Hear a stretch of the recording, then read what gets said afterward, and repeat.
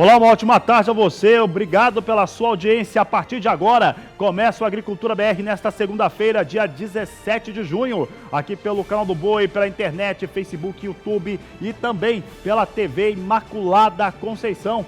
Que bom estar contigo e a partir deste momento levar as informações que são importantes para o seu negócio. E olha, no programa de hoje eu falo a respeito do levantamento do Departamento de Agricultura dos Estados Unidos a respeito de café. Se há um aspecto interessante no que foi apresentado em relação à próxima campanha 19-20, é a situação de uma demanda global recorde. É o que você vai ver nessa edição do Agricultura BR. Vai ver também que a expectativa é continuar chovendo nos Estados Unidos e com isso o soja em Chicago sobe, mantém valores elevados e as altas são diárias. Você vai saber um pouco como é que está acontecendo isso por lá. Vamos falar um pouco sobre dólar, isso porque a maior parte dos analistas de mercado financeiro acreditam numa moeda norte-americana entre R$ 3,80 e R$ 3,90. Nessa edição da Agricultura BR, vamos falar também como é que vem a colheita do milho. Milho de segunda safra segue muito acelerado e você vai ver aqui no Agricultura BR, além do mercado físico, mercado futuro, comentários, análises e muito mais a partir deste momento. Momento que eu começo falando a respeito do estado do Mato Grosso e também do circuito AproSoja, já muito tradicional, que encerrou na última semana na capital do Mato Grosso, Cuiabá. Quem esteve lá é o repórter Valdir Pacheco e nos mostra um pouco o que foi discutido.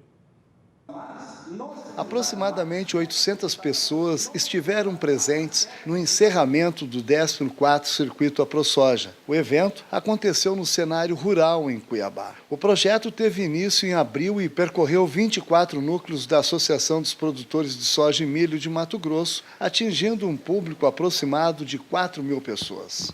O evento é um dos maiores e mais aguardados do setor produtivo no estado e tem como objetivo levar informação e discutir assuntos relevantes para os associados da AproSoja. Durante o circuito foram abordados os gargalos que estão impedindo o desenvolvimento da atividade rural no estado. O nosso custo de produção, que o produtor já vem acompanhando com certeza, onde a gente levou uma mensagem para ele ter bastante cautela, um ano totalmente diferente de outros, atípicos, onde tivemos alta muito expressiva dos insumos nossos e estamos vendendo o nosso produto abaixo do valor do ano passado, então descasou os valores, né? E com certeza as taxações que estão aí. O próprio FETAB que já foi colocado, naquele momento, quando a gente definiu o assunto, estávamos discutindo muito a questão do convênio 100, que se fosse implantado nesse ano, ele já oneraria bastante o produtor, e também a própria Lei Candir, que tanto está discutindo, a questão de você desonerar as exportações, começar a querer cobrar ICMS, com certeza absoluta, se vier esses outros dois impostos, já que a dificuldade que está hoje, com certeza inviabiliza Mato Grosso de produzir, de fazer agricultura. O tema escolhido pela diretoria da AproSoja foi custo mais tributação igual agricultura em risco. Nós temos aí um país que foi degradado nos últimos 20 anos. Em casa que falta pão, todo mundo grita e ninguém tem razão. É o que está acontecendo. Então nós temos aí no Mato Grosso FETAB 1, FETAB 2, FETAB no milho, que consideramos um FETAB 3.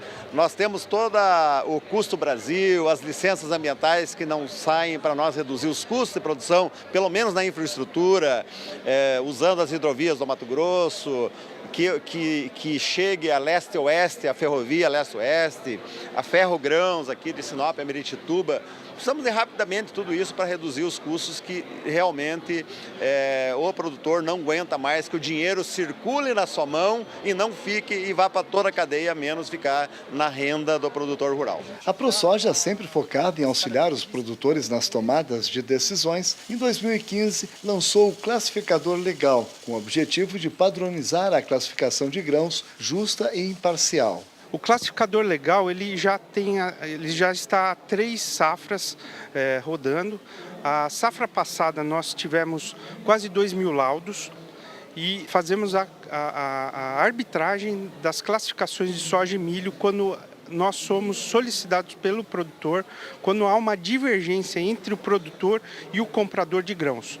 Então esse projeto veio para fazer essa aferição, essa arbitragem entre as classificações, para que não haja dúvida e que o produtor não esteja em desvantagem em relação às classificações. Hoje nós estamos com 6 técnicos, todos com o Renasem e distribuído pelas áreas produtoras do estado. Então a gente consegue atender toda a demanda de arbitragem de classificação de grãos. Nesta safra, os produtores rurais contaram com uma novidade na gestão de suas lavouras, relatórios climáticos e alertas fitossanitárias por meio do Aproclima. O projeto Aproclima constitui uma rede de estações meteorológicas abrangendo todo o estado do Mato Grosso, visando as áreas produtoras de soja e milho do estado. Então, com esse projeto, nós conseguimos desenvolver aplicativos e tudo mais para que o produtor consiga acessar esses dados de clima. Então esse é um embrião, a gente está começando esse trabalho de informação, então a gente está no plano beta dele, ele já tem uma cara e a gente está fazendo os primeiros testes para soltar esse programa para todos os nossos associados.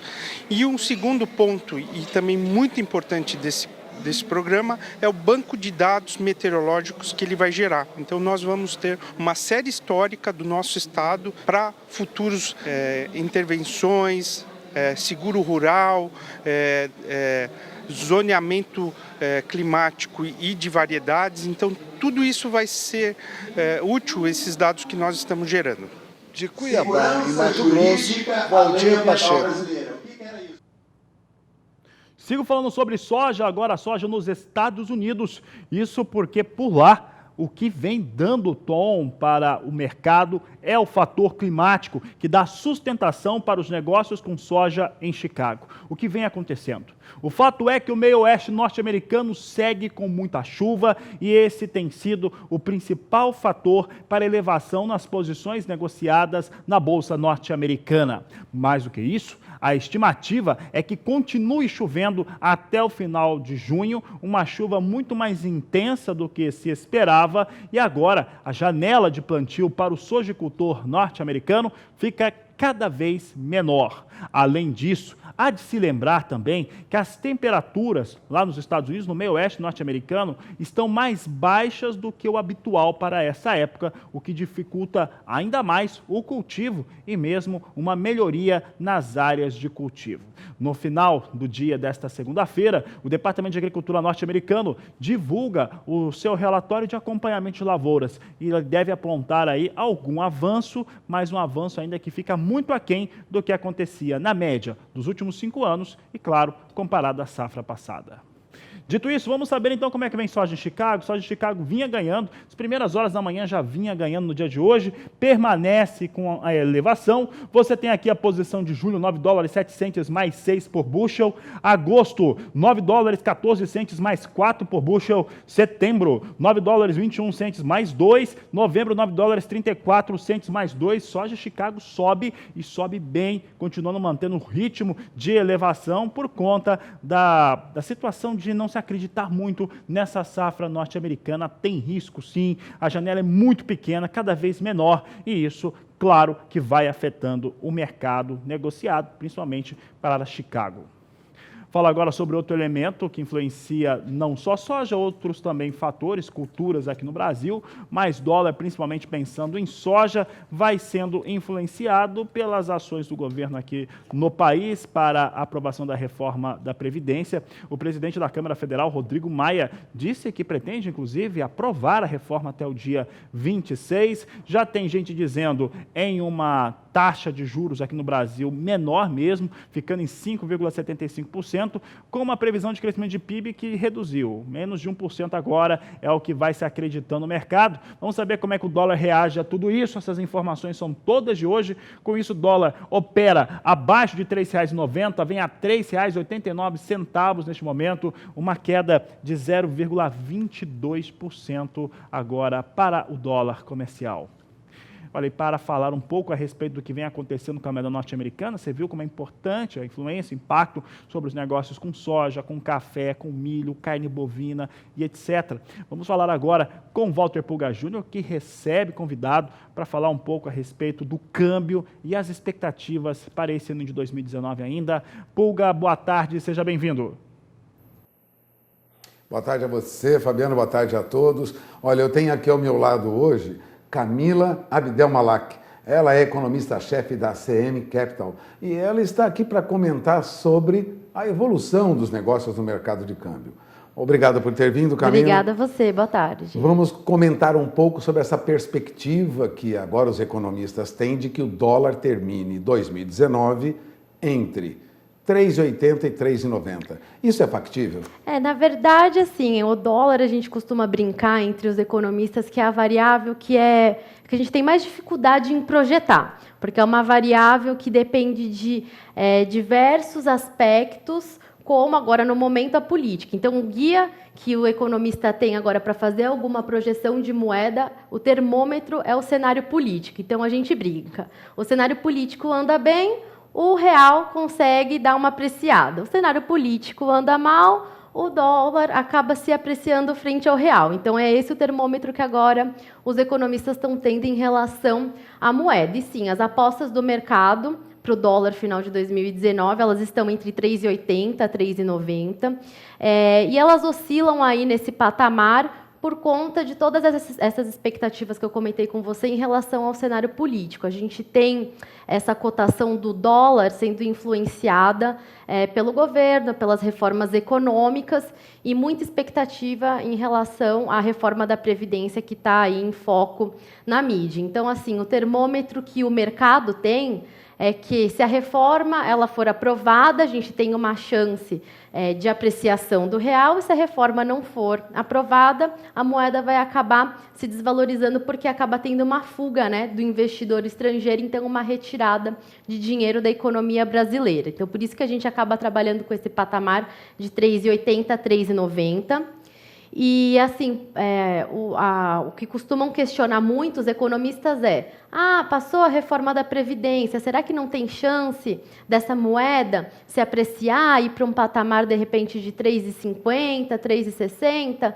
Depende, né, de como do tempo que essa reforma for aprovada, e não é só a reforma da Previdência, a gente também precisa de uma perspectiva futura, porque a reforma é só um pré-requisito, né? A gente sabe que para a economia andar, a gente precisa de outras reformas e também de outras atitudes do governo.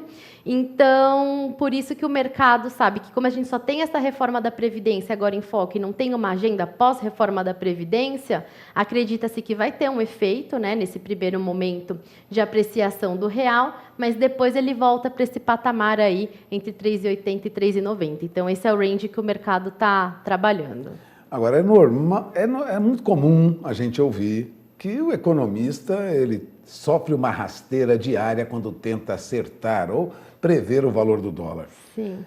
Alguns economistas já comentaram sobre isso. É muito difícil fazer estudos sobre o câmbio? Sim, na verdade, assim, todos os indicadores econômicos, nós utilizamos alguns modelos econométricos e nós abastecemos esses modelos com indicadores.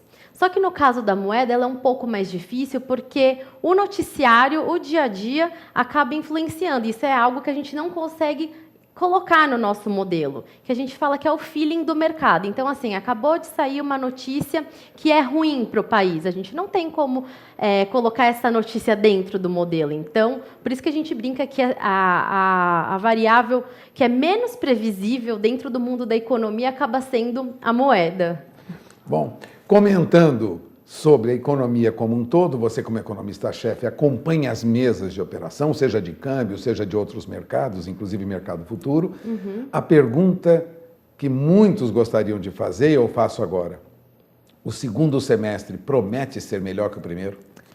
Tem essa expectativa, sim, de uma melhora, justamente por isso. Infelizmente, a gente está num momento econômico que está totalmente ligado à política. Então, assim, como a gente tem uma expectativa de que essa reforma ela vai se resolver na passagem do primeiro para o segundo semestre, A reforma da Previdência andando, o governo tocando uma agenda de reforma, seja de reforma tributária e também de incentivos a crédito, acredita-se que tenha uma recuperação dos investimentos ao longo do segundo semestre, uma retomada da confiança dos agentes. Porque o que está acontecendo agora, nesse momento da economia, é que muitos agentes, seja o consumidor, seja o investidor, eles estão parados, eles estão esperando ver como que o governo vai encaminhar, se vai aprovar a reforma ou não. Então, nós temos muitas decisões que estão reprimidas.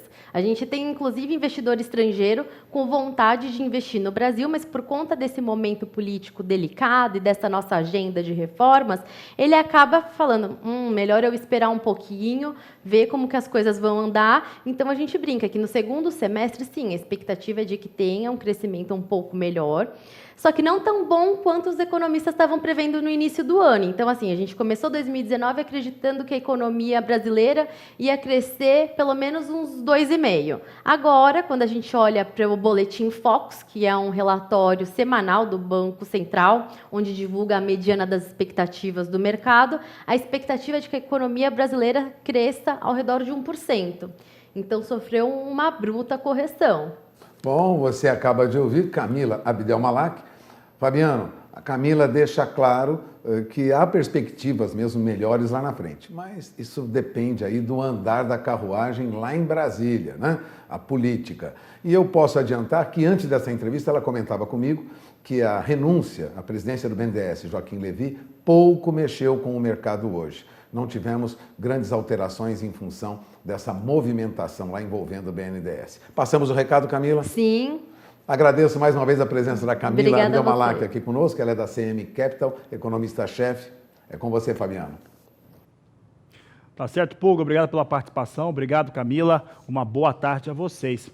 E olha, por aqui eu sigo trazendo fundamentos relacionados à soja. Vamos saber agora como é que soja no Porto está reagindo hoje com o dólar um pouquinho mais baixo, né, reduzindo um pouco, e a soja na Bolsa de Chicago com nova alta. Vamos saber então como é que vem a apuração da Grãos Corretora nos portos de Paranaguá e Santos. Santos vai registrando R$ 83,00 a saca de 60 quilos. Paranaguá, R$ 82,50 neste momento, nesta segunda-feira, dia 17 de junho. Você acompanha todas as informações aqui no Agricultura BR. E olha, é amanhã. Amanhã, a partir das 10h30 da manhã, no horário de Brasília, ao lançamento do Plano Agrícola Pecuário 2019-2020, que você acompanha aqui, transmissão pelo canal do Boi. Você vai ter todo o entendimento de especialistas, de representantes de bancos públicos e privados que vão estar presentes aqui no nosso programa, e também os meus colegas em Minas Gerais, em São Paulo, Walter Pulga, em Brasília, no Rio Grande do Sul, trazendo informações de especialistas também, de representantes do agronegócio a respeito do lançamento do Plano Agrícola, que vai contar com a participação do presidente da República, Jair Bolsonaro, e também da ministra da Agricultura, Tereza Cristina Correia da Costa. Então, amanhã, você já sabe, vamos estar um pouco mais cedo, 10h30 da manhã, no horário de Brasília. Nós estaremos juntos, é o canal do Boi, com compromisso, com a melhor informação e principalmente a isenção de sempre para você ter a melhor qualidade para realizar os seus negócios. E olha, eu vou para o intervalo comercial, daqui a pouco eu volto falando sobre milho e a colheita da segunda safra. Eu volto já. E o Agricultura BR traz em destaque agora o mercado do milho.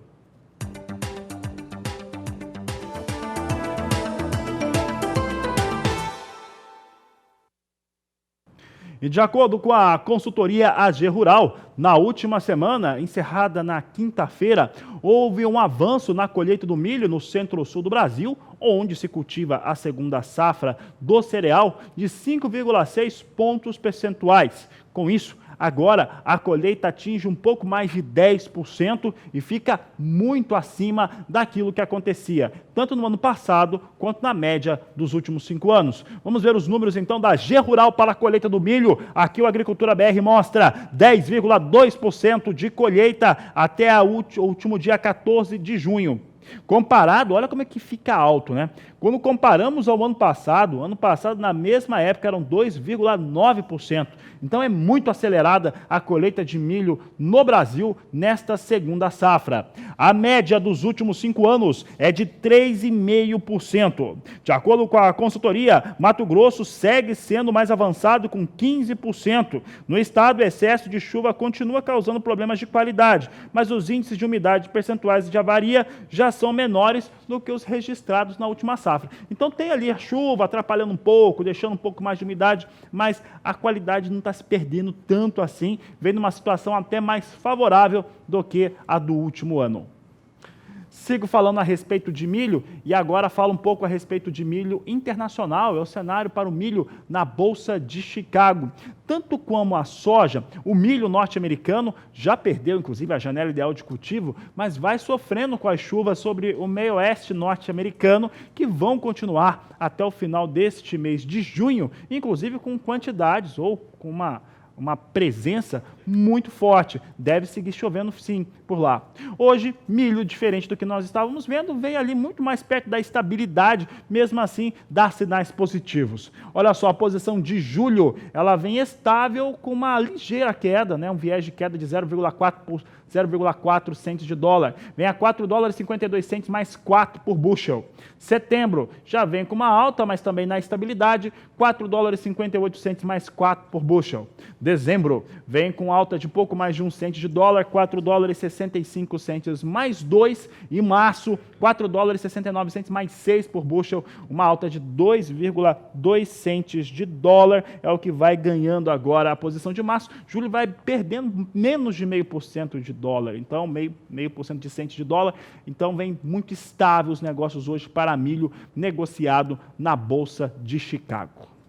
E olha, vou falar agora algo que tem muito a ver com milho, tem a ver com soja também, porque isso pode representar uma demanda maior aqui no Brasil e fala de um país que é um grande ou maior comprador de soja no mundo todo, principalmente no Brasil, China. China e Brasil podem rediscutir aqui as questões do acordo sanitário. O Brasil quer fazer isso, né, rediscutir esse acordo sanitário. Quem vai explicar essa situação é Walter Pulga Júnior, que volta ao programa agora, já falou de dólar, vamos falar desse acordo aí. Pulga, tem muita gente comentando a respeito dele, principalmente depois da reabertura, né, a retomada das exportações de carnes bovinas para a China. De fato, Fabiano, o que ocorre é que já há muitas queixas e críticas, notadamente de frigoríficos, contra esse acordo, né, que foi feito com a China, é um acordo sanitário e que obrigou a nossa ministra atualmente a suspender por conta de um caso de vaca louca atípico, de um animal muito velho. Não haveria motivo para suspender as exportações, mas o acordo obrigava a isso. Esse acordo deve ser revisto. Vale lembrar que esse primeiro acordo fitossanitário, ele foi assinado lá atrás, né, pela ministra Cátia Abreu, e tem recebido muitas críticas, principalmente depois desse último caso que ocorreu recentemente. O acordo exige que as exportações brasileiras sejam suspensas imediatamente, sempre que for identificado um caso de vaca louca, mesmo que seja nas condições em que nós vimos lá, cuja importância realmente não existe, né? Existe a necessidade de relatar, mas não que traga algum prejuízo. Bom, segundo o secretário de Relações Internacionais do Ministério da Agricultura, Orlando Leite Ribeiro, vamos começar em breve as negociações para aperfeiçoar esse acordo sanitário com a China, porque ele tem muitas falhas. Ele comentou isso com jornalistas do Valor Econômico. Uma dessas falhas no entendimento do governo envolve a exigência dessa suspensão imediata de embarques. De acordo com o secretário de Relações Internacionais do Ministério da Agricultura, o que ocorre é que não há especificação sobre o procedimento quando ocorre um caso como esse. Na sexta-feira, no entanto, veja, apesar disso, o Serviço Sanitário do Governo Chinês comunicou ao Ministério da Agricultura do Brasil que a exportação, nesse período em que foi suspenso, entre 3 e 13, a carne que foi encaminhada nesse período não pode chegar até a China. Ou seja, não há contaminação nenhuma, não há nenhuma preocupação, mas o Serviço Sanitário Chinês impede que nesse período a carne saia daqui. Ou seja, muitas dificuldades, esse acordo deverá mesmo ser revisto. De olho na informação, porque as coisas podem mudar no segundo semestre. É com você, Fabiano. Tá certo, Pulga, obrigado pela participação, uma boa tarde a você. E o Agricultura BR traz agora em destaque o mercado do café.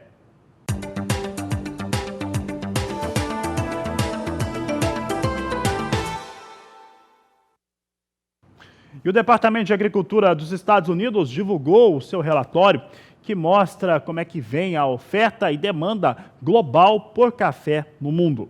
Falando da safra nova 2019-2020, o Departamento de Agricultura reduz em cerca de 5 milhões e 400 mil sacas de café a estimativa de produção quando comparada à safra anterior, 2018-2019. Com isso, a safra nova deve chegar a 169 milhões e 200 mil sacas, de acordo com o órgão norte-americano. Mas a informação principal é que a demanda, o consumo mundial por café deve superar 167 milhões de sacas. E esse número é muito expressivo e, se confirmar, será o recorde absoluto de consumo de café.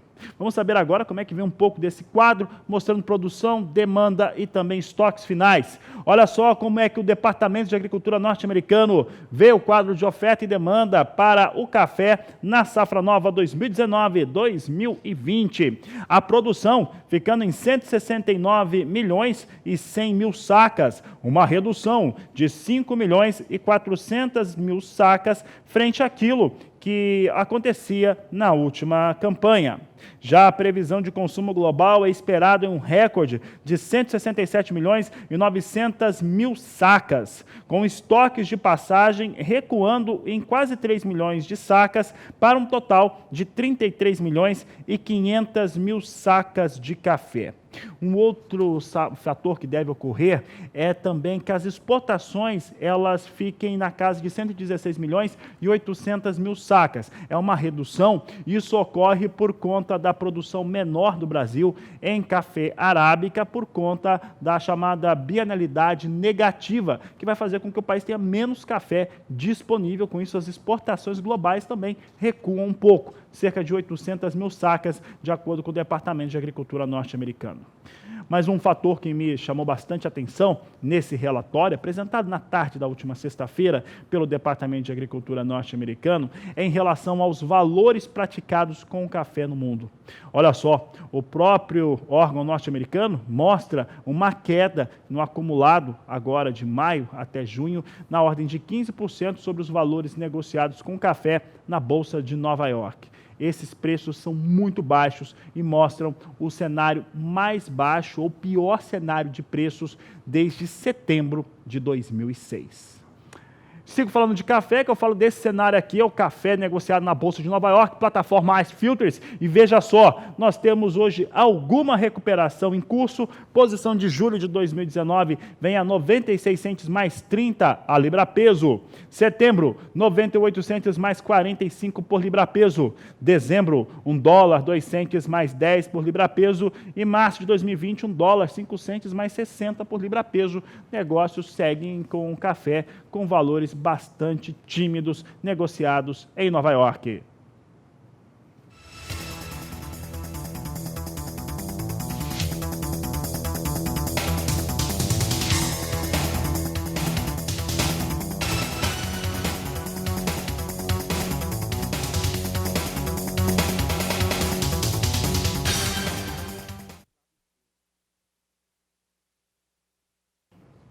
O assunto segue sendo o café e segue sendo o mercado futuro. Agora eu falo do café robusta negociado na Bolsa de Londres, uma referência importante para os negócios com o Conilon aqui no Brasil. Vamos saber agora como é que vem os negócios, lembrando que esse relatório que eu estava comentando agora, de oferta e demanda para o café mundial, feito pelo Departamento de Agricultura norte-americano, mostra uma recuperação vigente para o café robusta na safra nova, 2019-2020, com o Vietnã mantendo ali uma produção acima de 30 milhões de sacas e o Brasil no café robusta chegando a 18 milhões de sacas nos levantamentos do Departamento de Agricultura americano. A Conab diz aqui que é menor, mas vamos ver os números aqui que nós temos para os negócios com robusta na Bolsa de Londres. Posição de julho é negociada a $1.355 a tonelada, uma queda de 0,66%. Setembro, 1.385 dólares a tonelada, queda de 0,5%. Novembro, 1.409 dólares a tonelada, recuando 0,35%. Janeiro de 2020, 1.432 dólares a tonelada, queda ali de 0,27%. São os negócios que temos agora para café robusta negociado na Bolsa de Londres.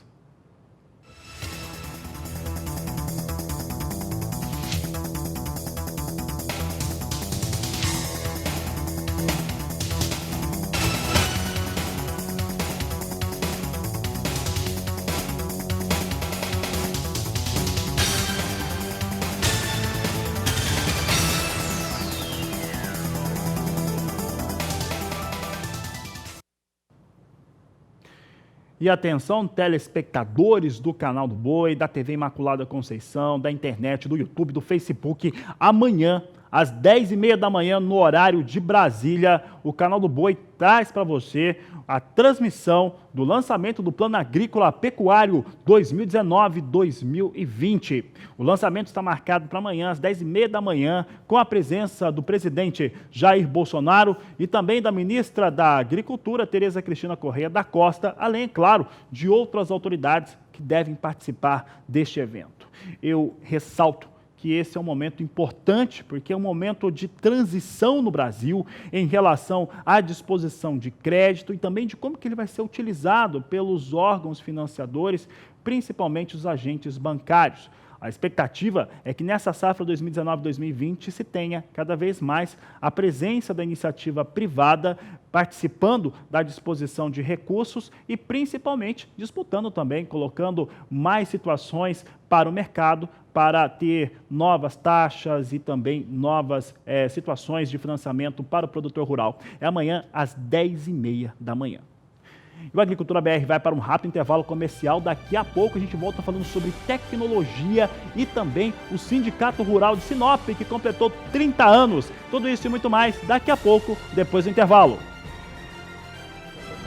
Fazer um manejo adequado das culturas de inverno é essencial para não ter aquela infestação e problemas com plantas daninhas que muitas vezes prejudicam a produção agrícola.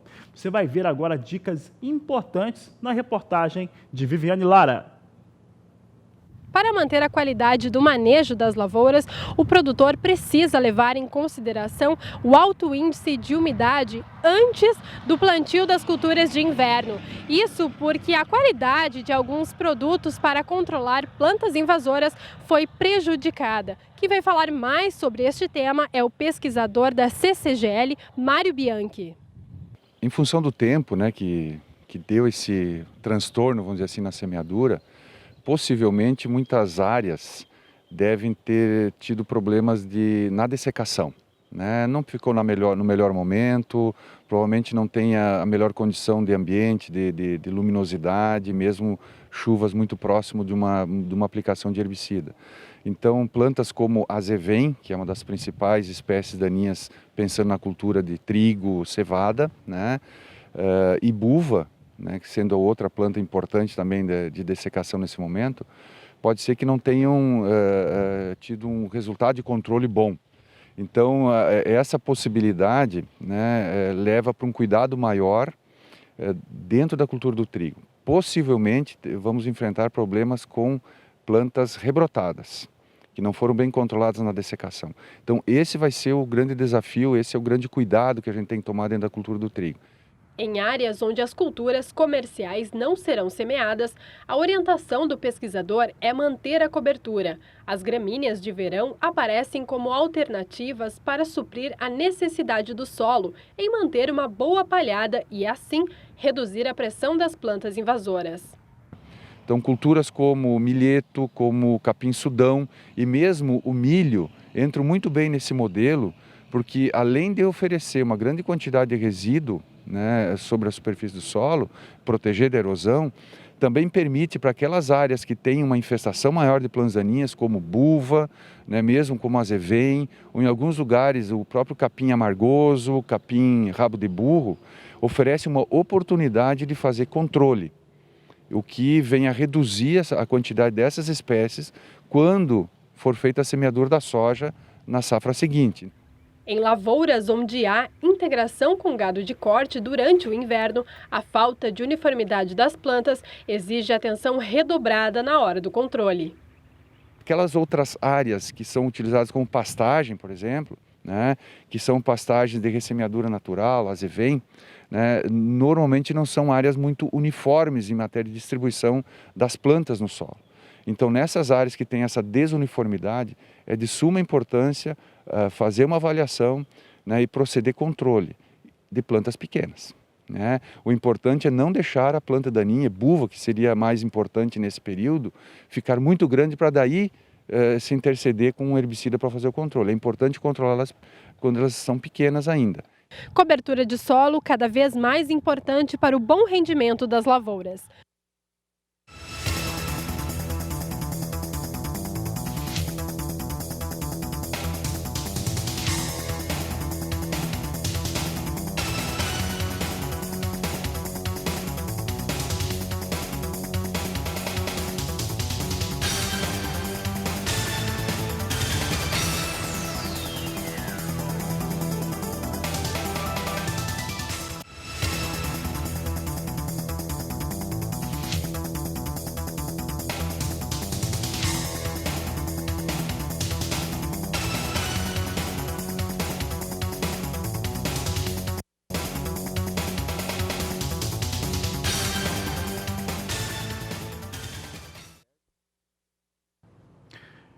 A Agricultura BR vai para um rápido intervalo comercial. Eu convido você a participar do programa conosco.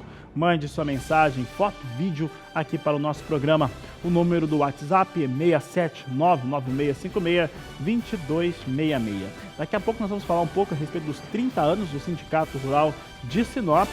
E ainda hoje vamos trazer em destaque mais uma vez como é que está o mercado da soja lá na Bolsa de Chicago, porque segue com elevação.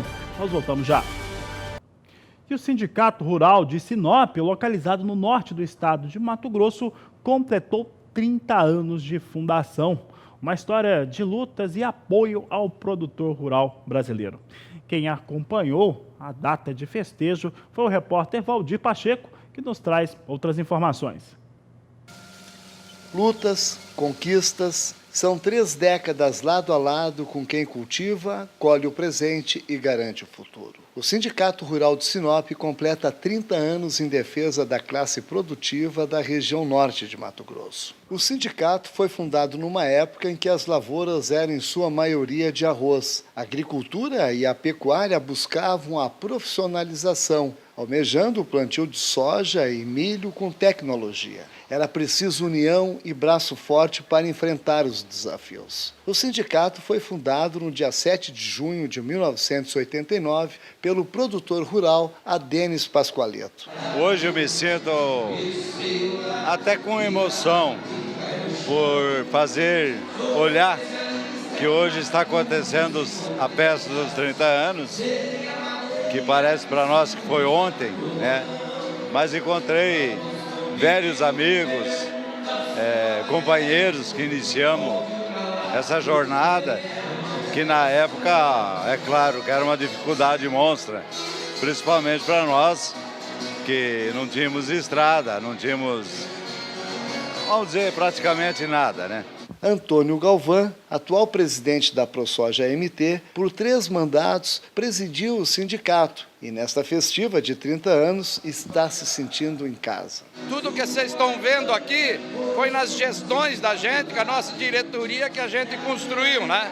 Essa sede já existia o terreno, tinha aqui uma pequena construção e com a ajuda dos produtores rurais e uma gestão bastante eficiente, a gente conseguiu deixar essa bela sede que dá uma grande representatividade ao produtor rural aqui de Sinop e da região. Com certeza absoluta, aqui posso dizer, estou em casa. O sindicato não se acomoda, acompanha as necessidades do tempo e do produtor rural. A força está na defesa dos interesses dos seus associados, que mantém essa engrenagem em pleno funcionamento. As demandas são bastante e são diárias, né? Eu acho que nós temos diariamente problemas. O governo cada vez querendo tirar mais de quem produz, cada vez aumentando a carga tributária e oferecendo menos. Então esse é o grande dilema, você buscar o ponto de equilíbrio. Não que não tenhamos que pagar imposto, nós temos sim que pagar, mas não pode ser impostos excessivos. E nós temos que ter o retorno dos recursos aplicados. Quem paga imposto cobra resultado. É o lema do MT Forte. A Federação da Agricultura e Pecuária de Mato Grosso, FAMATO, esteve presente no evento, representada pelo vice-presidente Marcos da Rosa. É um sindicato eficiente, todos os presidentes que passaram por aqui são lutadores, defendem realmente o que interessa, que é a produção rural e a renda do produtor. E o que seria da FAMATO se não fosse os sindicatos? A razão de ser da FAMATO são os sindicatos. Apostando na estabilidade das negociações do milho, o Sindicato Rural de Sinop cria uma expectativa muito positiva com a vinda da Impasa. A indústria é a maior produtora de etanol 100% de milho da América Latina e tem a sua sede instalada aqui no município de Sinop. O milho já iniciamos a recepção, agora na última segunda-feira, dia 3.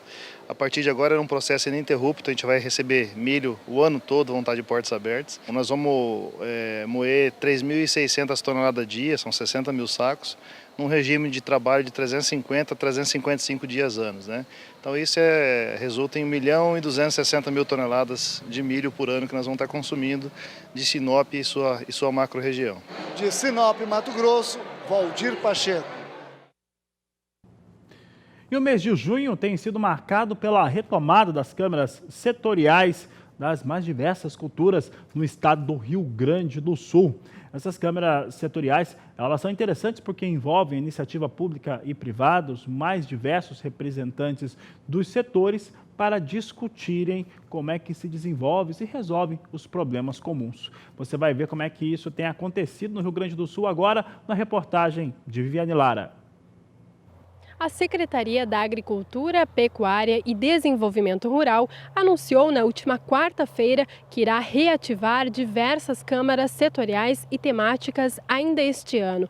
O calendário já foi elaborado e prevê 14 reuniões em junho e julho, envolvendo diferentes setores da agropecuária gaúcha. A ideia é potencializar a atuação dos fóruns para ouvir os setores, receber subsídios e conhecer a fundo os gargalos, para que os encaminhamentos e as sugestões auxiliem na tomada de decisões na Secretaria da Agricultura.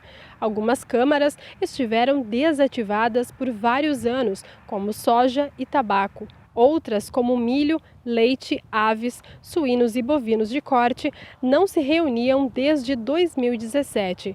O processo de criação de uma Câmara considera, além da demanda setorial, a importância socioeconômica do setor. A Secretaria coordena 23 câmaras setoriais e 2 temáticas.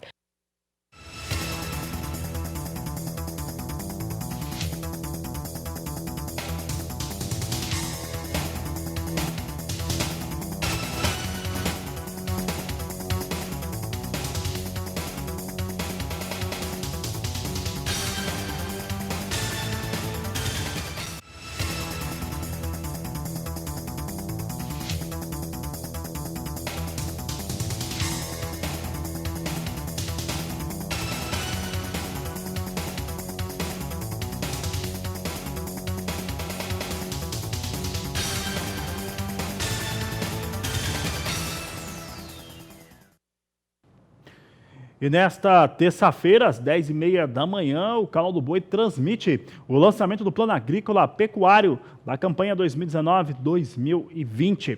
Esse lançamento vai acontecer no Palácio do Planalto e vai contar com a presença do presidente da República, Jair Bolsonaro, e também da ministra da Agricultura, Tereza Cristina Corrêa da Costa, além, é claro, de outras autoridades.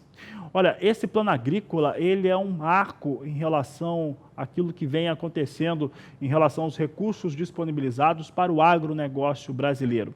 Ele traz um momento de mudanças no qual se deve ter cada vez mais a participação da iniciativa privada, bancos privados, participando do financiamento da safra no Brasil. Há algumas expectativas em relação à disposição de recursos e também em relação às taxas que serão praticadas. Mas é importante lembrar que a ministra Tereza Cristina tem dito né, isso nas últimas semanas, últimos meses, que o Plano Safra ele não vai destoar tanto da última campanha, 2018-2019, para que o produtor rural e também os outros agentes das cadeias produtivas e dos elos do sistema agroindustrial brasileiro possam se adaptar da melhor forma possível. Então, amanhã, terça-feira, 10h30 da manhã, Canal do Boi traz essa transmissão extremamente importante. Aqui no estúdio, nós vamos estar muito bem acompanhados. Eu vou estar com meu colega aqui de emissora, o João Pedro Cuti Dias, consultor de agronegócios do Canal do Boi.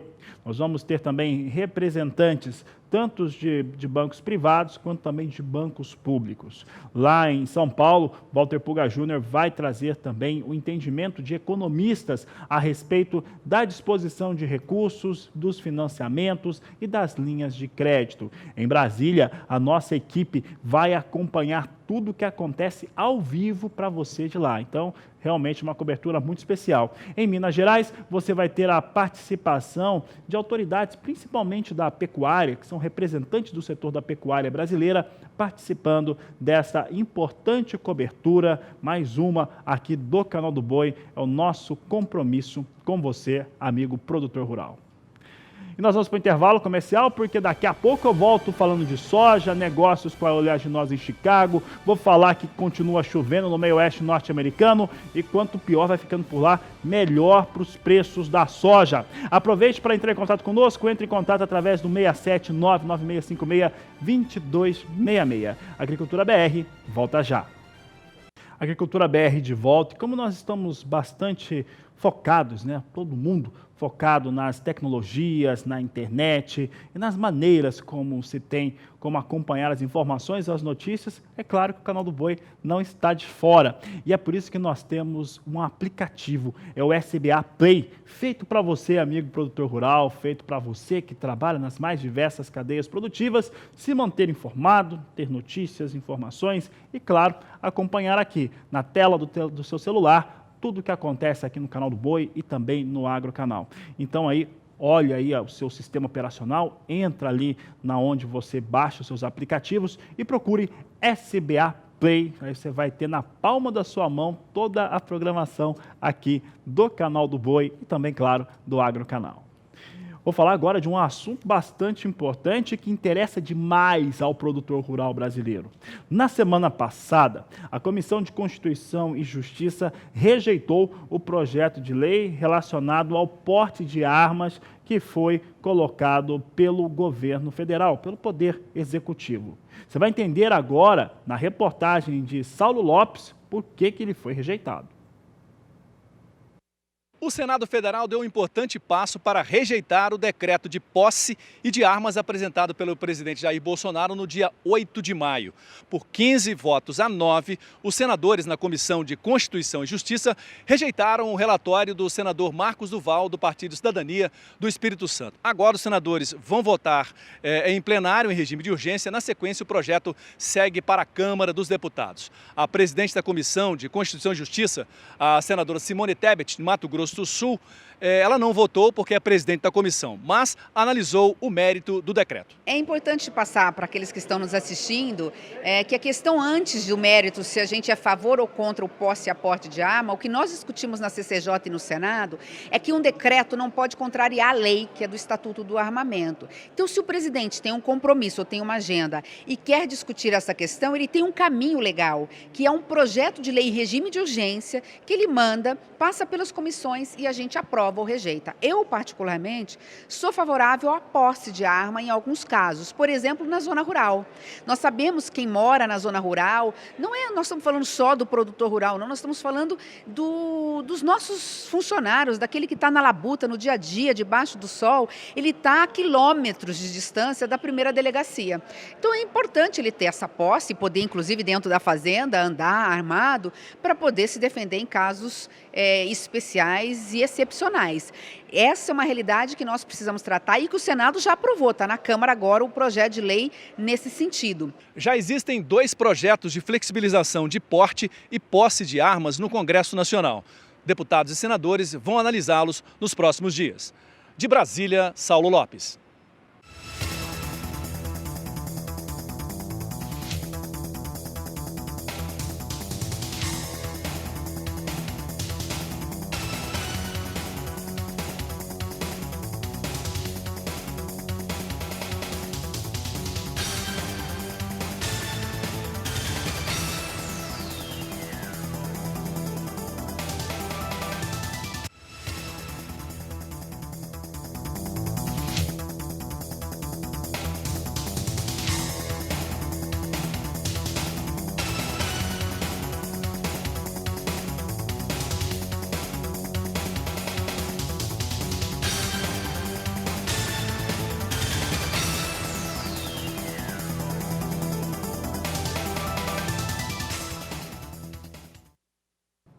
Você viu os valores da soja no mercado físico brasileiro mais altos? Sabe por quê?